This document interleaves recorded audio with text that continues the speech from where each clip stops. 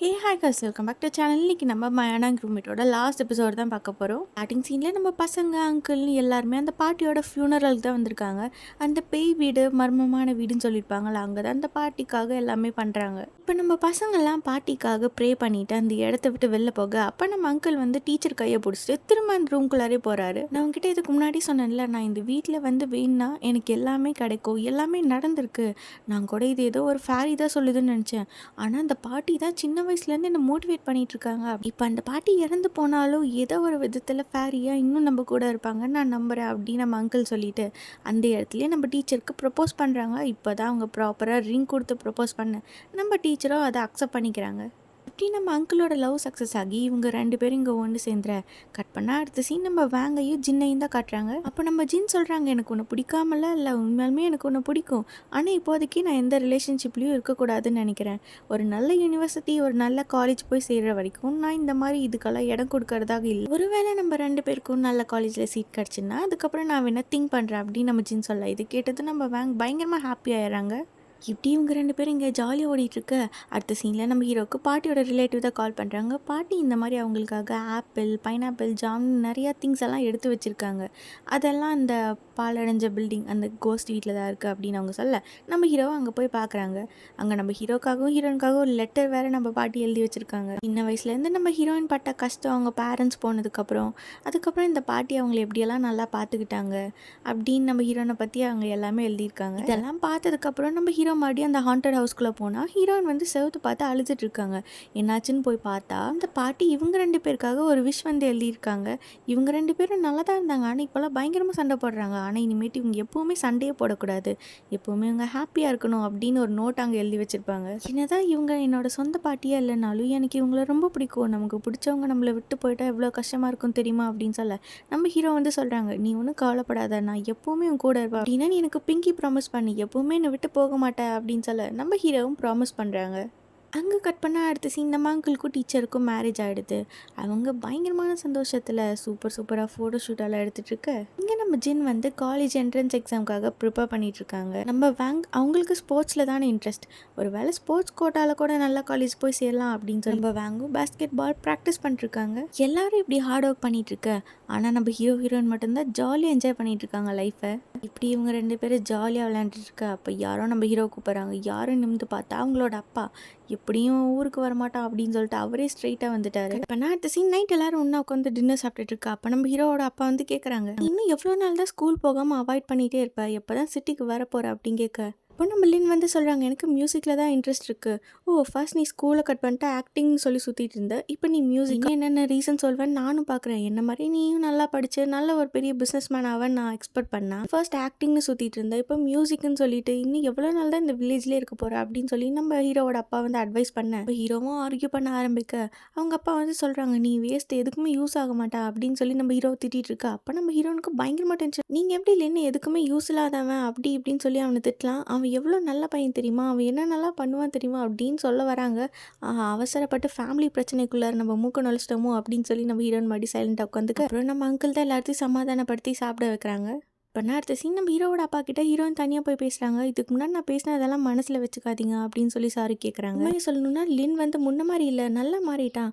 எங்கள் கடைக்கு என்னோட அங்கிளுக்கு டெலிவரி பண்ணுறதுக்குன்னு ஏகப்பட்ட ஹெல்ப் பண்ணுறான், அவனால் எங்களுக்கு எவ்வளோ லாபம் கிடைக்குது தெரியுமா அப்படின்னு நம்ம ஹீரோயின் வந்து லிஸ்ட்டு போட்டு நம்ம ஹீரோவை பற்றி அவங்க அப்பா கிட்ட பெருமையாக பேசிகிட்டு இருக்காங்க.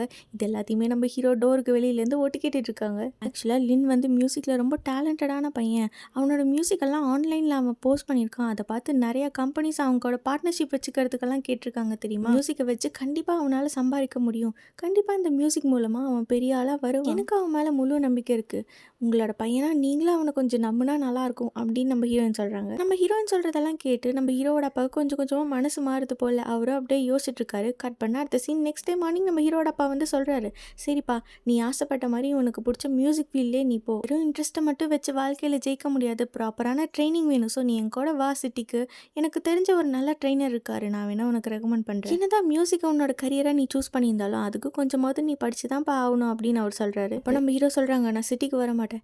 என்னது வரமாட்டியா, உனக்கு என்ன தான் பிரச்சனை, நீ தான் படிக்க மாட்டேன், எனக்கு மியூசிக் தான் இன்ட்ரெஸ்ட்னு சொன்னேன், நான் உனக்காக தானே சரின்னு சொன்னேன், இப்போ உனக்கு என்ன தான் வேணும், ஏன் எல்லாத்துக்கும் இப்படி பண்ணுற அப்படின்னு சொல்லி டென்ஷன் ஆகிட்டு அந்த இடத்த விட்டு அவங்க அப்பா போயிடுறாங்க. நம்ம ஹீரோயினோட டெலிவரி பைக் எடுத்துகிட்டு நம்ம ஹீரோ போக, எங்கே போகிற, உங்கள் அப்பா சொல்கிற மாதிரி நீ ஒழுங்காக சிட்டிக்கு போய் நல்லா ப்ராப்பரான ட்ரைனிங் எடுத்துக்கோ, அப்படின்னா தான் உனக்கு பிடிச்ச மாதிரி நீ மியூசிக் ஃபீல்டில் ஜெயிக்க முடியும். வேறு எதையும் பற்றி திங்க் பண்ணிவிட்டு நீ இந்த ஆப்பர்ச்சுனிட்டியை விட்டுறாத அப்படின்னு சொல்லிட்டு நம்ம ஹீரோயின் பாட்டுக்கு அவங்க வண்டி எடுத்துகிட்டு போயிடுறாங்க.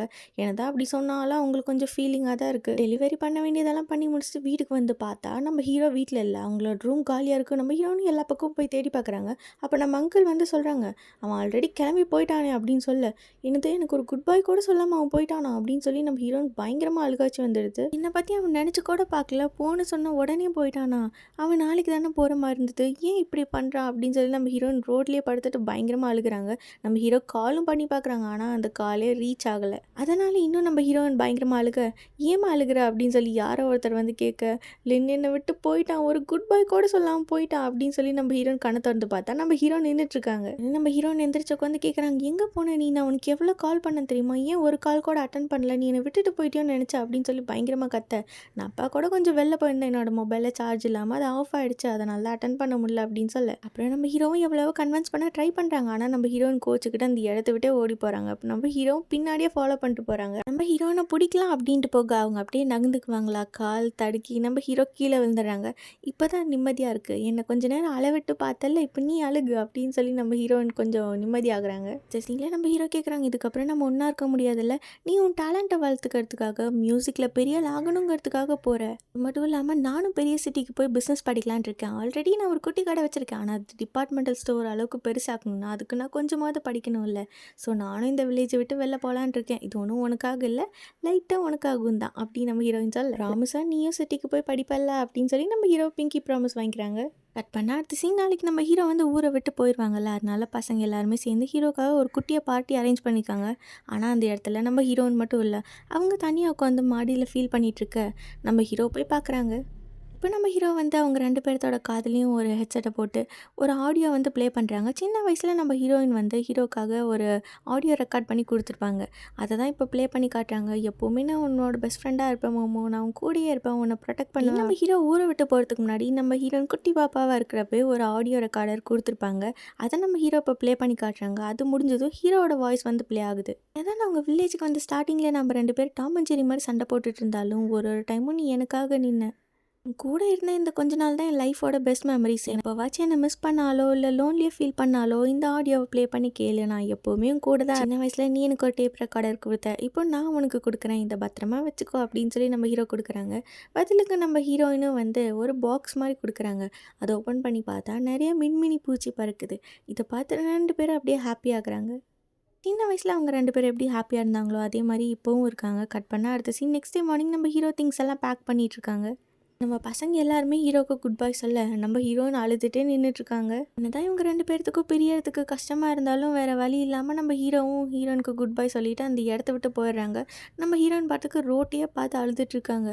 திரும்பி பார்த்தா ஹீரோனோட ஃப்ரெண்ட்ஸ், அங்கிள், டீச்சர்னு எல்லாருமே ஹீரோனே பார்த்துட்ருக்காங்க. இப்போ என்னாச்சு, ஏன் எல்லாருமே என்ன பார்க்குறீங்க, நான் ஒன்றும் அழலையே, 1 இயர் தானே, அதெல்லாம் ராக்கெட் வேகத்தில் டக்குன்னு போயிடும். நாங்கள் என்ன ஆதி காலத்துலேயே இருக்கோம், ஃபோன் இருக்குது, இன்டர்நெட் இருக்குது, நாங்கள் எப்போ வேணால் பேசிக்கலாம், என்னதான் தூரத்தில் இருந்தாலும். அவங்களுக்கு இன்னும் கொஞ்ச நாள் தான் இருக்குது, இந்த எக்ஸாம் முடிஞ்சதுக்கப்புறம் நீங்கள் காலேஜ் என்ட்ரன்ஸ் எக்ஸாமுக்காக ப்ரிப்பேர் பண்ணணும் அப்படின்னு நம்ம டீச்சர் சொல்ல, உள்ளேயே உங்கள் டார்ச்சர் தாங்க முடியாது, நம்ம அங்கிள் வேறு வீட்டுக்கே கூப்பிட்டு பண்ணிட்டாங்க அப்படின்னு சொல்லி நம்ம ஹீரோயின் ஃபீல் பண்ணிட்டு இருக்க. வீட்லேயே டியூஷன் மாதிரி நம்ம ஹீரோனுக்கும் அவங்க ஃப்ரெண்ட்ஸுக்கும் டீச்சர் வந்து பாடம் எடுத்துகிட்டு இருக்காங்க. நம்ம அங்கிள் இதே சாக்கா வச்சு ஜாலியாக தான் இருக்காங்க. நீங்கள் என்ன பண்ணாலும் என்ன மாற்ற முடியாதுடா அப்படிங்கிற மாதிரி நம்ம ஹீரோயின் மறுபடியும் வீட்லேயும் ஓப்பி அடிச்சுட்டு ஸ்நாக்ஸ் சாப்பிட்டுட்டு ஃப்ரெண்ட்ஸோட ஜாலியாக என்ஜாய் தான் பண்ணிட்டுருக்காங்க.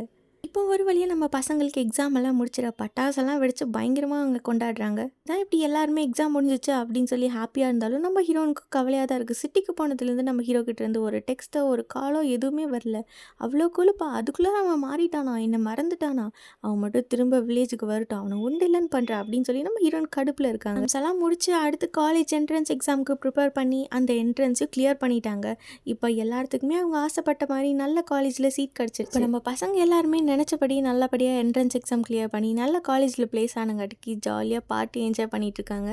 நம்ம ஜின் வந்து சொல்கிறாங்க, எனக்கு ரொம்ப நாளாக பாய்ஸ் டாய்லெட்டை போய் பார்க்கணுன்னு ஆசையாக இருக்குது, அது மட்டும் இல்லாமல் நம்ம ஸ்கூலுக்கு போய் லாஸ்ட்டாக ஒரு வாட்டி எல்லாத்தையும் பார்க்கலாமே அப்படின்னு சொல்லி நைட் எல்லோரும் ஸ்கூல் சேவரை எகிரி குச்சி உள்ளே போய் பார்க்குறாங்க. எஸ்ஸே ஒரு வாட்டி எல்லோரும் ஸ்கூல் ஃபுல்லாக ரவுண்ட் அடித்து ஒரு இடம் விடாமல் எல்லா இடமும் சுற்றி பார்க்குறாங்க. நம்மள மாதிரி தான் போர்டு ஃபுல்லாக அவங்களோட நேம், ஃப்ரெண்ட்ஸோட நேம் எல்லாம் போட்டு ட்ராயிங் பண்ணி வச்சுட்டு ஜாலியாக என்ஜாய் பண்ணுறாங்க. அடுத்து நம்ம ஜின் பாய்ஸ் டாய்லெட் போய் பார்க்க கூடவே நம்ம வேங்கு வந்துடுறாங்க. அப்படியே நம்ம வேங் வந்து அவங்கள கிஸ் பண்ணலான்னு போக தனியாக இருக்க நேரம் பார்த்து நம்ம ஜின் அந்த இடத்த விட்டு ஓடி போயிடுறாங்க. சாரி, நான் உன்னை அப்செட் பண்ணணும்னு நினைக்கல, நான் தெரியாமல் பண்ணிட்டேன் அப்படின்னு சொல்லி நம்ம வேங்கு பின்னாடியே வர திரும்பி நம்ம ஜின் வந்து சடனாக கிஸ் பண்ணிடுறாங்க. எனக்கு உன்னை பார்த்த ஃபர்ஸ்ட் டேலேருந்து பிடிக்கும், எல்லா டைமும் நீ எனக்காக நின்றுக்க, என்ன பண்ணாலும் எல்லா டைமும் நீ எனக்கு சப்போர்ட் பண்ணியிருக்க, எனக்கு எப்போவுமே உன் கூடயே இருக்கணும், உன் கூட இருக்கிறப்போ நான் ரொம்ப ஹாப்பியாக ஃபீல் பண்ணுறேன். வேங் வந்து சொல்கிறாங்க, என்னோட ஒரு பர்த்டேக்கும் எப்போவுமே நீ என் கூட இருக்கணும் தான் நான் விஷ் பண்ணிக்குவேன் அப்படின்னு சொல்லி இப்படி இவங்க 2 பேரும் இங்கே ஒன்று சேர்ந்துடுறாங்க. அது தூரத்துலேருந்து நம்ம ஹீரோனை அவங்க ஃப்ரெண்டும் பார்த்து சந்தோஷப்பட்டுட்டு இருக்க, அப்போ திடீர்னு அந்த இடம் ஃபுல்லாக மின்மினி பூச்சியாக வருது. அடுத்து உன்னோட சீனா போ அப்படின்னு சொல்லி அவங்க ஃப்ரெண்டு துரத்தி விட நம்ம ஹீரோயின் பாட்டுக்கு ஒரு கிளாஸ்குள்ளார போகிறாங்க. போய் பார்த்தா அங்கே நம்ம ஹீரோனுக்காக அழகான டெக்கரேஷன்ஸ் எல்லாம் ஹீரோனோட பர்த்டேக்கு சர்ப்ரைஸ் பண்ணுற விதமாக லின் அங்கே வந்து நிற்க கேக்கோட நம்ம ஹீரோனுக்கு அழுகிறதா சிரிக்கிறதா என்ன பண்ணுறதுனே தெரில. நீ சிட்டிக்கு போனதுலேருந்து எனக்கு ஒரு கால் ஒரு டெக்ஸ்ட் எதுவுமே பண்ணலல்ல, எனக்கு கம்ப்ளீட்டாக அவாய்ட் பண்ணிட்டல, என் கூட பேசாதப்போ அப்படின்னு சொல்லி நம்ம ஹீரோயின் மூஞ்சி தூக்கி வச்சுக்க, எங்கள் அப்பா இந்த எக்ஸாம்ஸ்லலாம் பாஸ் பண்ணி நல்லா படித்தா மட்டும்தான் இதுக்கப்புறம் உன் இஷ்டப்படி உன் லைஃப்பை வாழ்கிறதுக்கு நான் அலோவ் பண்ணுவேன் அப்படின்னு சொல்லிட்டாரு. நான் ஃபோக்கஸ்டாக படித்து என்னோட எக்ஸாம்ஸ்லாம் கிளியர் பண்ணிட்டேன், இதுக்கப்புறம் அவர் என்னோட லைஃப்பில் தலையிடவே மாட்டார், நம்ம இஷ்டத்துக்கு நம்ம ஜாலியாக என்ஜாய் பண்ணலாம் அப்படின்னு சொல்லி அப்புறம் தான் நம்ம ஹீரோனோட ஃபேஸில் கொஞ்சமாவது ஸ்மைல் வருது. அப்புறம் நம்ம ஹீரோ சாரி சொல்லி ஹீரோனை கிஸ் பண்ண இவங்க 2 பேரும் இப்படி ஒன்று சேர்ந்துற ஜன்னல் வழியாக நின்று நம்ம ஹீரோனோட ஃப்ரெண்ட்ஸ் எல்லாம் இது பார்த்துட்டு இருக்காங்க. அடுத்து நம்ம ஹீரோ இந்த வில்லேஜுக்கு வந்ததுலேருந்து ஹீரோயின் கூட இருந்த எல்லா ஹாப்பி மெமரிஸும் அப்படியே ஒரு மாண்டேஜ் மாதிரி அப்படியே காட்ட, இப்போ நெக்ஸ்ட் டே நம்ம பசங்களோட ப்ராப்ளம் எல்லாம் சால்வ் ஆகி எல்லாருமே ஒன்று சேர்ந்துற இப்போ குரூப்பாக எல்லோரும் சேர்ந்து ஃபோட்டோ எடுக்கிறாங்க, இந்த ஹாப்பி மெமரிஸை அப்படியே வச்சுக்கணும் அப்படின்னு சொல்லி. அதோட இந்த ஃபீல் குட் ட்ராமா முடியுது. நெக்ஸ்ட் நம்ம வேறு ட்ராமாவில் பார்க்கலாம்.